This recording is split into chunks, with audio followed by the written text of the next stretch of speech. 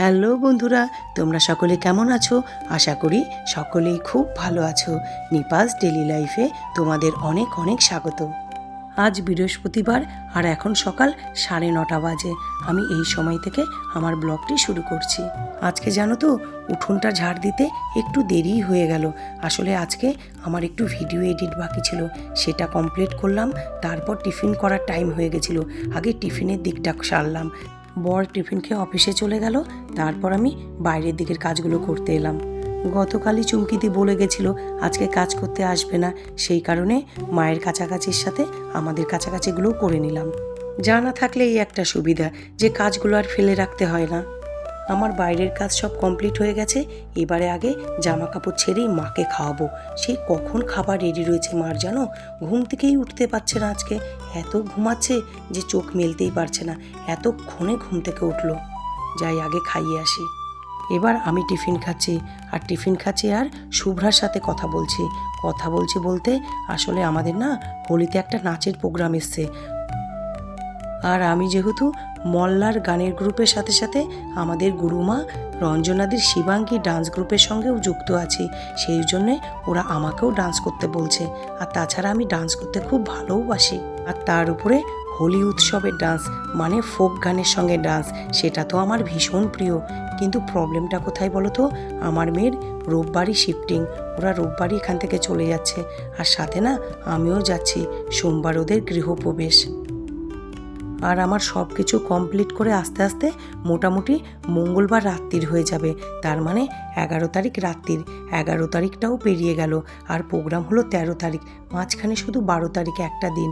আর আমি এই একটা দুটো দিনে কী করেই বা নাচটা তুলবো। আর তাছাড়া এখন আমার একদম সময়ও নেই গিয়ে নাচ প্র্যাকটিস করার। আর তার উপরে কি বলতো, মনটা না সত্যি বলছি একদম ভালো নেই, একদমই না। আর এই সব কিছু মাথায় রেখে না প্রোগ্রামটা আমি না করে দিলাম। রঞ্জনাদিকে বলে দিলাম তোমরা এবার প্রোগ্রাম করো, আমি পরের বার আছি। মেয়ে এসছে, ও প্রতিদিনই না সকালবেলা ওর কাজ টাজ কমপ্লিট করে একবার ঘুরতে আসে। এসে শোনে যে চুমকিদি কাজ করতে আসেনি, তাই বললো মা দাও বাসনগুলো আমি মেজে দিচ্ছি। মেয়ে যেহেতু বাসনের দিকটাতে গেল, আমি ততক্ষণে ঘরগুলো ঝাড় দিতে চলে এলাম।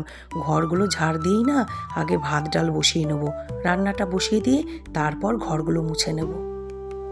আজ আবার বৃহস্পতিবারের পুজোও তো করা আছে, ঘট পাল্টাতে হবে, পাঁচালি পড়া আছে। ভেবেছিলাম খুব সকাল সকাল উঠে কাজগুলো সেরে নেবো, কারণ আগেই জানি চমকিতে আসবে না।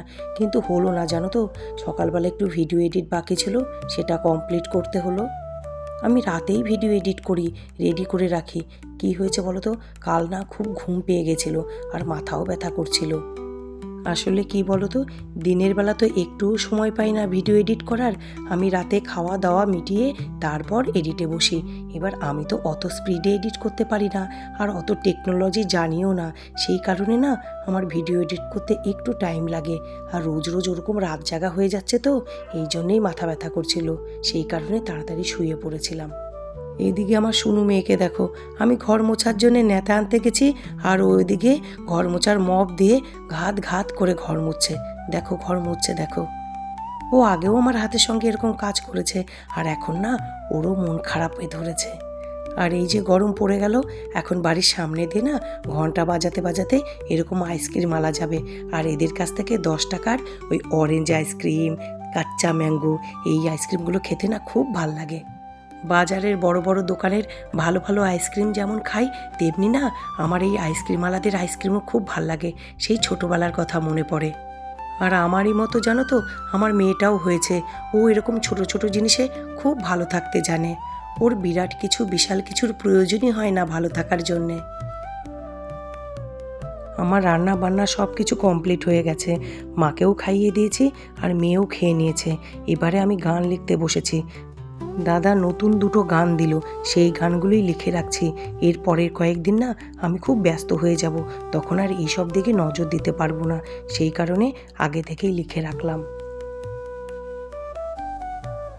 দুপুরের পর এখন সন্ধে 7টা বাজে।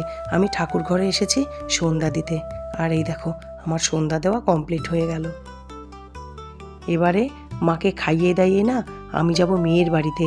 ওকে কিছু জামা কাপড় গুছিয়ে দিতে হবে। ওই সব সময় পরার জামা কাপড়, 2-4 দিনের জামা কাপড় তো আলাদা একটা প্যাকিং করতেই হবে বলো। গিয়েই তো মানুষগুলো আর বাক্স খুলে খুলে জামা কাপড় ব্যবহার করতে পারবে না। আমি মাকে খাইয়ে দাইয়ে মেয়ের বাড়িতে চলে এসেছি। কত কাছে ছিল বলো এরা সকলে, আর এখন কতটা দূরে হয়ে যাবে। আসা যাওয়া তো থাকবেই, কিন্তু এইভাবে একে অপরের দরকারে তো ছুটে ছুটে আসা যাওয়া করতে পারবো না বলো। এই সকল কিছু যখন মাথায় ঘুরছে না, তখন জানো তো মনটা বেশি খারাপ হয়ে যাচ্ছে। আর এই দেখো, তোমাদের যেটা দেখাবো বলেছিলাম, আমার মায়ের হাতের বানানো নকশি কাঁথা।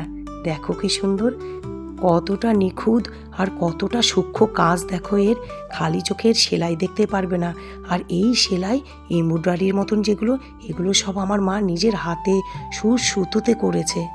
সত্যি কথা বলতে কি বলো তো, আমার মা যদি এই যুগের মানুষ হতো না, আর সুযোগ পেত সেরকম, আমার মা না মস্ত বড় একজন শিল্পী হতো। আমার মায়ের মধ্যে কোন গুণটা নেই? সব গুণ আছে, সব গুণ। আর এখন রাত্রি 8:30 বাজে। আমি আর মেয়ে যাচ্ছি আমলাদই মার্কেটে। আর এই দেখো, আমলাদই মার্কেটে ঢুকতেই না এত বড় একটা হনুমানজির মন্দির। আমার বর এখানে প্রতিদিন আসে, আর প্রতি মঙ্গলবারে তো আসবেই আসবে। ও এখানে পুজো দেয় আর টিকা লাগায়। আর আমি আর মেয়ে বাজারে এসেছি মেয়েরই কিছু টুকিটাকি জিনিস কিনতে। আসলে কি বলো তো, নতুন জায়গায় যাচ্ছে তো, ওখানে বাজারঘাট তো কিছুই চেনে না। তাই জন্যে দরকারি যেগুলো 2-4 দিনের জন্যে সব কিছু গুছিয়ে নিয়ে যাচ্ছে। ওখানে গিয়ে হঠাৎ করে কোনো অসুবিধেই যাতে না পড়তে হয়। আমাদের মা মেয়ের চোখ মুখের অবস্থা দেখো কি হয়েছে। আসলে দুজনেই তো কাজ করছিলাম, জামা কাপড় গুছাচ্ছিলাম। গুছাতেই মনে পড়লো ওর কয়েকটা জিনিসের দরকার, ব্যাস অমনি রওনা দিয়ে দিলাম। এবারে আমরা চলে এসেছি ফুচকা খেতে। আর তাছাড়া আমার মেয়ে বাজারে এসছে, কিছু না খেয়ে তো বাড়িতে যাবেই না। তবে হ্যাঁ, ফুচকাটা না খেতে ভালো ছিল। আর এই ফুচকাটা নিরামিষ ফুচকার দোকান, এখানে পেঁয়াজ চলে না। আমার বোন যখন আমলাদই মার্কেটে আসে, ও না এই দোকান থেকে ফুচকা খায়। আমাদের ফুচকা খাওয়া হয়ে গেল, এবারে বাড়ি ফিরছি। আর বাড়ি ফেরার পথে গুরুদুয়ারা বাস স্ট্যান্ডে নেমে বরের জন্য একটা এগ চিকেন রোল নিয়ে নিচ্ছি।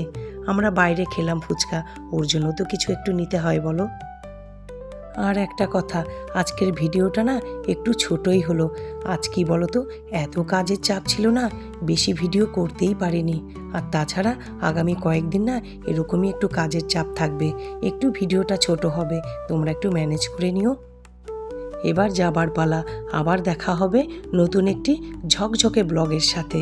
বাই, ভালো থাকবে, সুস্থ থাকবে, আর সব সময় হাসি খুশি থাকবে।